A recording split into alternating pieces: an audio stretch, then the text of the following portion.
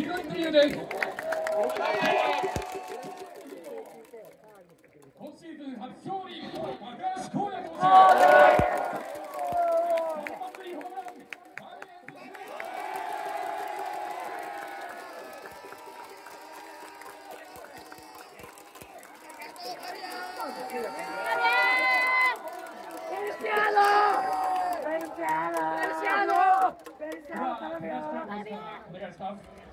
今、ファンの皆さんに一礼しましたが、この声援聞いていかがですか。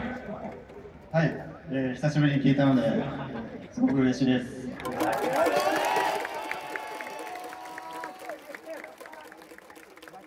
回のビハインド5回からマウンドに上がりました。大事な中間でしたが、どんなことを胸にマウンドに上がったでしょうか。もうとりあえず自分の力を出し切ろうと、流れを変えてやろうっていう気持ちで、